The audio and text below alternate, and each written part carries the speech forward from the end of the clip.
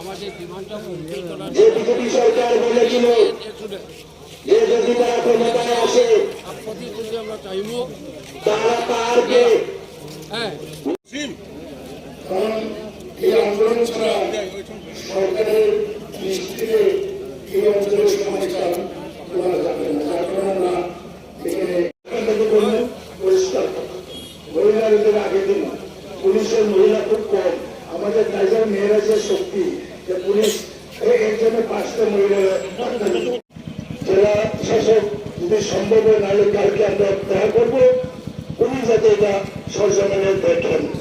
যারা এসব পক্ষপাতিত্ব দলবাজি করেছে তাদের বিরুদ্ধে যাতে কঠোর ব্যবস্থা নেয়। জেলা কংগ্রেস থেকে এই 3টি অটোনমাস ডিস্ট্রিক্ট কাউন্সিল এরিয়ার ভিলেজ আমরা এখানে সফর করেছি। রিয়া, দেববর্মা, দালং এবং চা বাগানে সবার লোকে কথা বলেছি। দেখলাম যে এই অঞ্চলের ট্রাইবেলরা জুম চাষের সময় বাড়িতে খাওয়ান নাই, জমে যাবে না উপাস থাকবে, কারণ এখানে রেগার কোনো কাজ নেই। পঞ্চায়েত ভিলেজ কাউন্সিলও এখানে ইলেকটেড নাই, তাই ব্লক থেকে টাকা আছে। এখানে পঞ্চায়েত সেক্রেটারি এবং কতিপয় রুলিং পার্টির লোক দ্রুত রাজ করছে এবং এই অঞ্চলের ট্রাইবেলরা খুবই বিক্ষুব্ধ।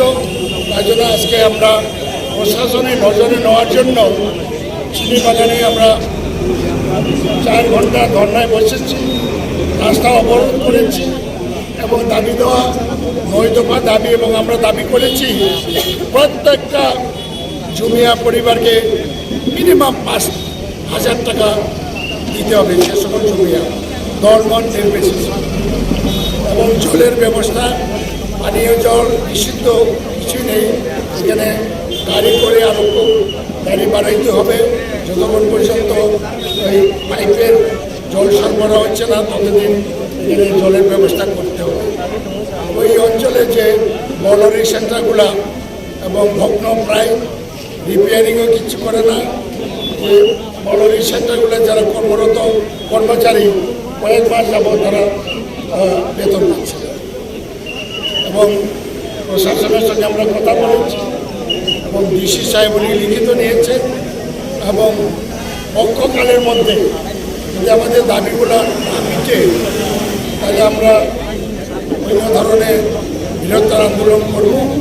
2 নম্বর গেল ঘূর্ণিঝড়ে যাদের 100% ঘর বাড়ি ড্যামেজ হয়েছে তাদেরকে ইনকোয়ারির নামে দলবাজি করে সেখানে তাদেরকে 100% দিচ্ছে না। যাদের বিল্ডিং আছে তারাই দেওয়া বিল্ডিং, আমি নিজে কালকে সরসবকে দেখে এসেছি, তারা 100% ড্যামেজ দেখিয়েছে।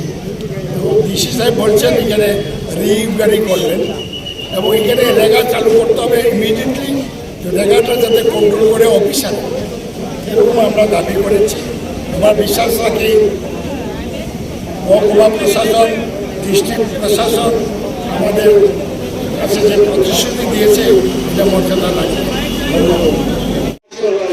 আমাদের বিমানটা যে বিজেপি সরকার বলেছিল যে যদি তারা ক্ষমতায় আসে আপত্তি যদি আমরা চাইব তারা পারবে। হ্যাঁ।